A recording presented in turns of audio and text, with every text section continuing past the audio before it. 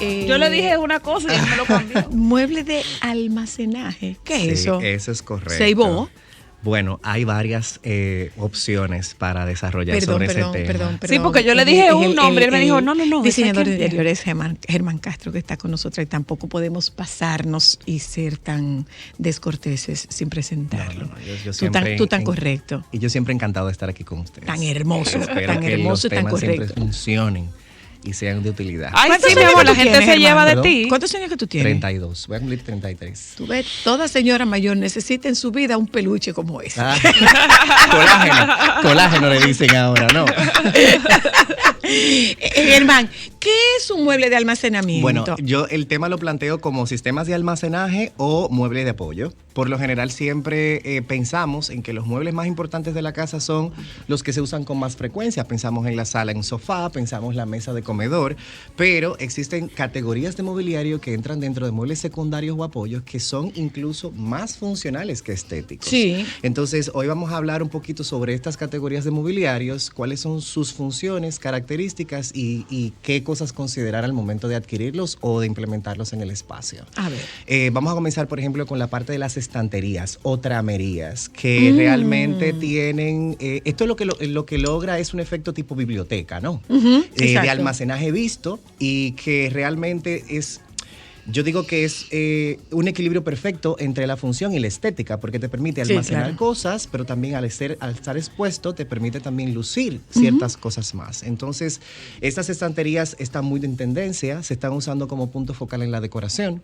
Y lo más importante al momento de configurar una estantería, que no solamente se utilizan en estudios, sino también que se utilizan en bibliotecas per se o salas de estar, es desde donde yo lo veo, para que se vea unificado, tratar de no pasarse de 5 colores bases, digamos, y de esa manera todos los elementos que se coloquen, aunque sean muchos, se van a ver armónicos. Entonces es como que tomamos 5 colores bases y todo lo que son libros, complementos, accesorios, se manejan en esa gama de color y se ve espectacular realmente. Se puede integrar iluminación indirecta también, que se está usando mucho, y yo creo que es una de las cosas que da solución a espacios grandes donde se tienen muchas cosas que exhibir de manera estética. Pero hay otra cosa, Germán, y va en el camino contrario a los espacios grandes con muchas cosas que exhibir. Hoy día las construcciones son más reducidas por un tema de costos. Claro.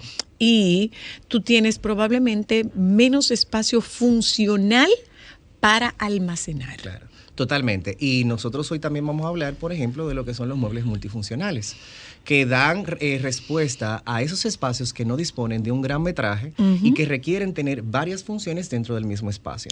Mueble multifuncional no es más que tomar un espacio de la casa y tratar de diseñar a medida o adaptar mobiliarios ya prefabricados para cumplir diferentes funciones. Por ejemplo, una estantería que combine espacios abiertos, espacios cerrados y área de trabajo.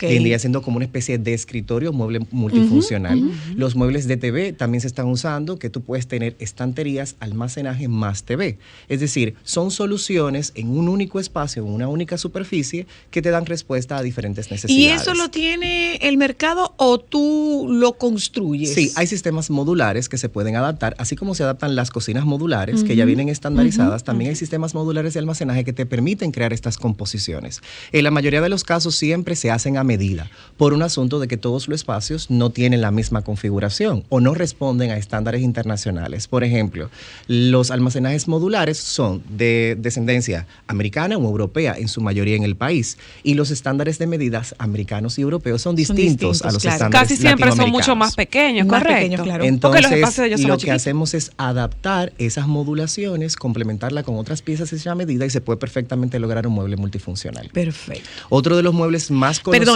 Perdóname. ¿Sí? ¿Tengo que tener buena calidad en esos materiales o esos pueden ser materiales de calidad regular? Depende de la función. Se usa mucho que todo lo que es almacenaje cerrado, aéreo o que no tenga una incidencia directa o exposición directa con agua o con otras actividades, perfectamente puede ser un mueble prefabricado en contrachapado o material ligero.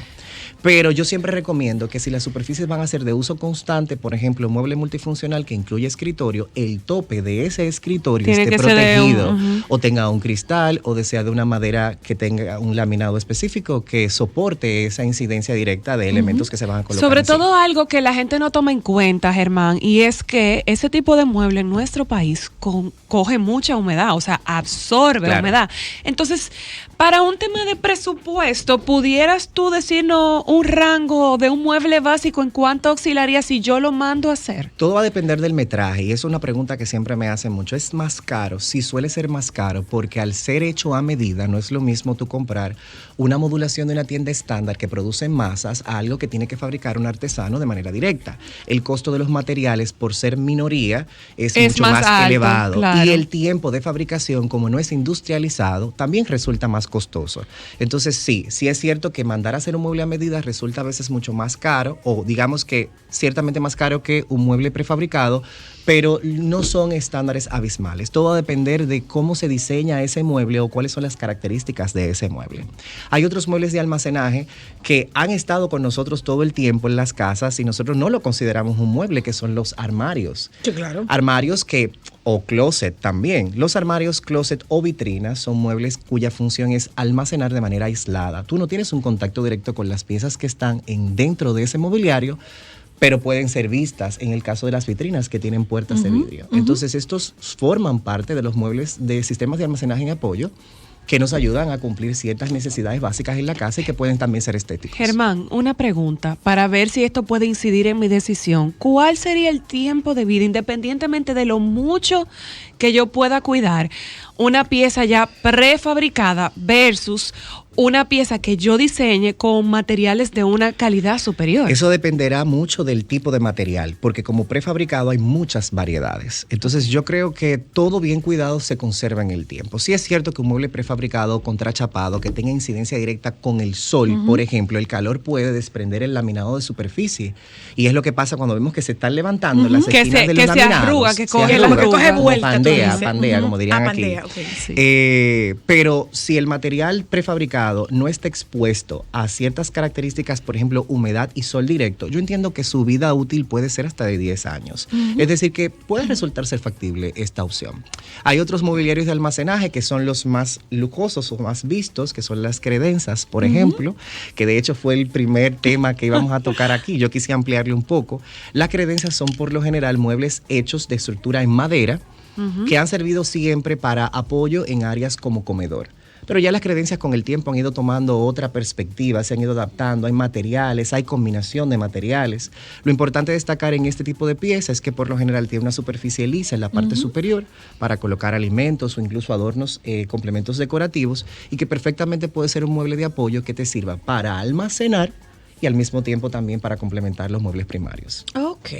Entonces, de esas categorías, yo diría que son las más presentes, son las que más se están usando y uno tiene variedad en el mercado. Es decir, uno puede ver ya las creencias en tiendas locales, hay muchísimas opciones que perfectamente vienen combinadas a juego, ¿no? Con los comedores como tal o con las salas como tal, y hay bastante de dónde escoger. Una cosa, Germán, estos muebles se modifican, son muebles adaptables. Estamos volviendo un poco a lo retro, en el sentido de que yo tengo una pieza, por ejemplo, que es una pieza que era de mi papá, era un armario de mi papá. Claro. Y es una pieza bellísima.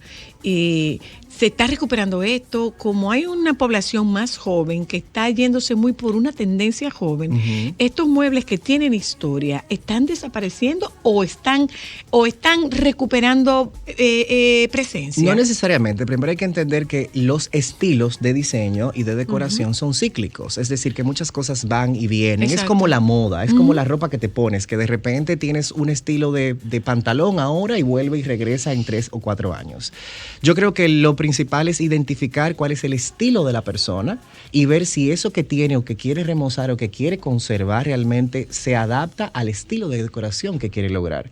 Hay muchas corrientes o estilos de diseño que permiten mezclar. Por ejemplo, el estilo ecléptico te permite mezclarlo todo. Claro. Puedes tener una pieza ultramoderna con una pieza clásica. Solo que tú necesitas tener muy buen gusto para mezclar. Claro, lo que sí se está haciendo con mucha frecuencia es que hay mobiliarios, que lo hablamos también en programas anteriores, que tienen un valor emocional. Que de repente es algo que tenía tu abuela y tú quieres conservarlo. Pues entonces se procede, si es la material base de este mobiliario es bueno, de buena calidad, una madera semipreciosa, por ejemplo, como la caoba, roble, entonces lo que se hace es que se remoza ese mobiliario. Se pinta, se le da algún acabado, se le cambian los tiradores y se puede perfectamente adaptar esa pieza a la nueva decoración. Perfecto.